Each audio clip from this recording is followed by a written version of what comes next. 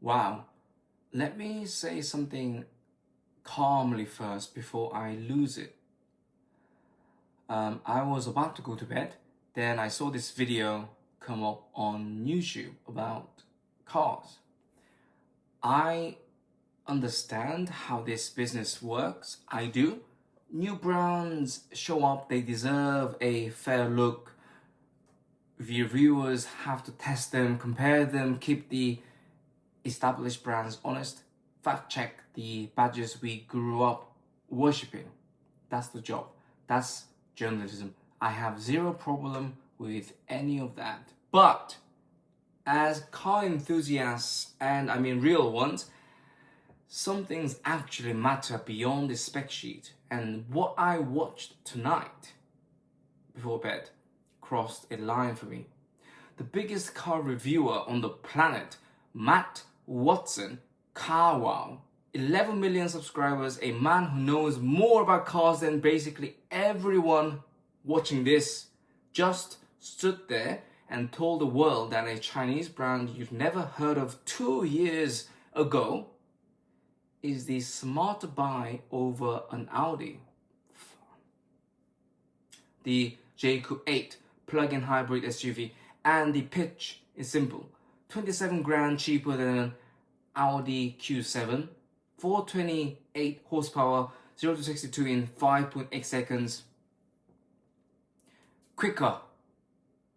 So it must be better than the Audi, right? Wrong. And here's what does my head in. Read Carwow's own written review of this car, their own verdict. I quote, "Good but a rubbish 7-seater. Third row basically unusable, and on the actual test cars, the driver monitoring camera was fitted wonky. On the press car, the one they polish up for journalists if they car had picked has been stuck on crooked. What do you think that looks in 3 years' time? And the design, everyone says that it looks good. Oh, Mercedes grille, it looks like GLS. It looks a bit like a Range Rover. That's not praise, that's the whole problem. Honestly, tell me how this is any different from fake designer goods. You can buy an A1, A-star, fake Gucci, Louis Vuitton, a fake Hermes that looks like the same, feels the same, stitching the same, but a tenth of that price. Is it good value? Yeah, sure. Is it Gucci? No. And every single one of you instinctively knows the difference. And before you type it, yes, I know Jaecoo is legal. It's got its own badge and brand. Yeah, well done. A dupe with its own name printed on its own badge. Still a dupe. Mercedes earned that over hundreds of years, and Audi meant quattro. Decades of engineering. A tribute to the act that you just can't buy in a year or two. But the performance, man, 428 horsepower. Seriously, we can't argue. Listen, a Tesla outranges a supercar in a straight line. We know that for many, many years now. A Ferrari, McLaren, just ask the car community. We know that the horsepower no longer means a great car.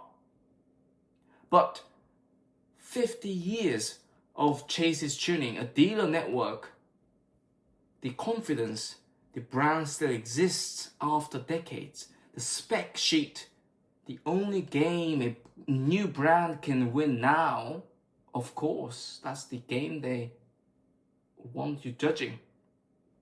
And Matt Watson, this one's personal. I've got a photo with you. Goodwood, a few years back, I was ecstatic because I thought you were one of us, a proper car enthusiast, someone who gets that a car is more than its 0 to 60, more than its value.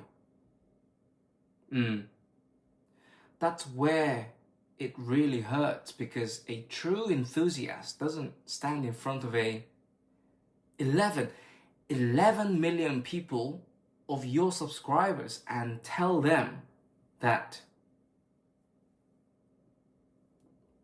Jaecoo is a real thing. So let me end where I started calmly. I'll try. Review the new brands, compare them, keep an honest. God knows they need it on pricing. That's the point. And I respect it to a certain extent, but don't sell a story.